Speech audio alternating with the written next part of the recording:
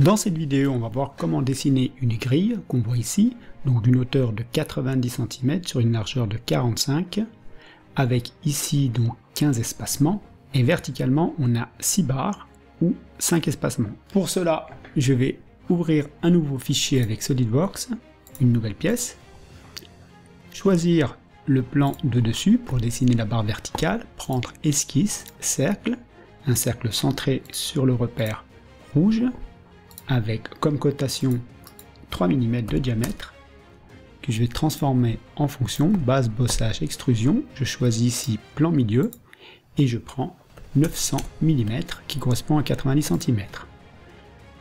Je valide, je l'enregistre sous tige verticale. Maintenant, je veux une tige horizontale, je vais pouvoir dessiner une nouvelle pièce qui va être sur le plan de face. Pareil, je prends une esquisse, un cercle centré sur le repère, cotation toujours 3 mm de diamètre, et je transforme en base, bossage, extrusion, plan milieu, et là je prends 450 mm chez 45 cm. Je valide et je sauvegarde. Enregistrer, je l'appelle tige horizontale.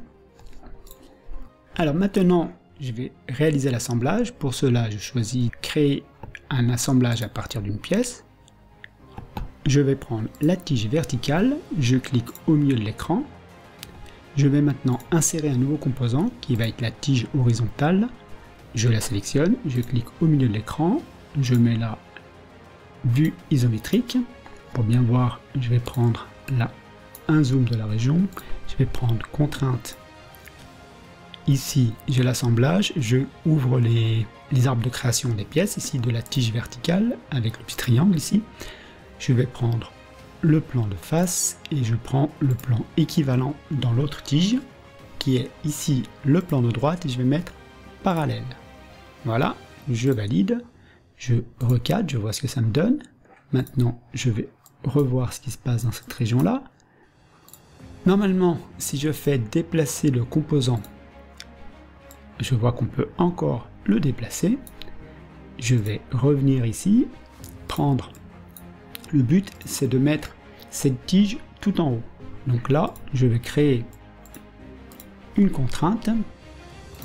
Alors une contrainte entre cette face-là et la face ici. Et je vais mettre tangent. Je valide. Je regarde ce qui se passe. Donc là, si je viens déplacer le composant ou cliquer dessus et le déplacer, je vois bien que je peux déplacer comme ça, et je vais regarder les contraintes qui me restent à mettre. Voilà. Donc là, le but, c'est de faire en sorte que cette face-là, celle qui est actuellement en bleu, touche la tige verticale. Je vais donc mettre une contrainte entre le plan de face ici et le plan qui est équivalent, donc ici le plan de droite. On va mettre une distance 3 mm, et là je touche.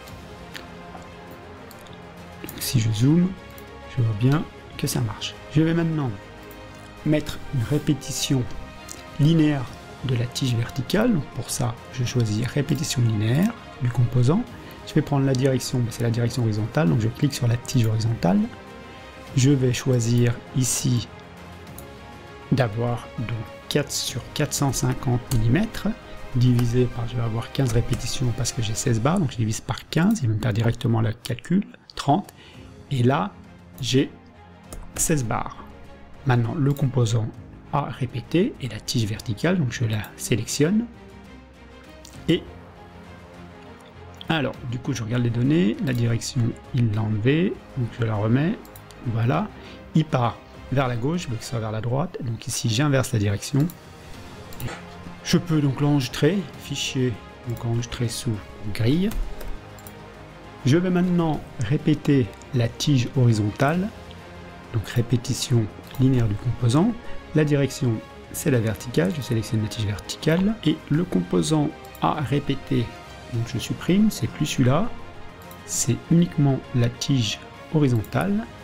Et là, j'ai que 900, parce que 90 cm ou 900 mm, divisé par 5, je valide, et voilà, j'ai ma grille. Donc je me mets en isométrique pour la grille avec les spécifications qu'on voulait.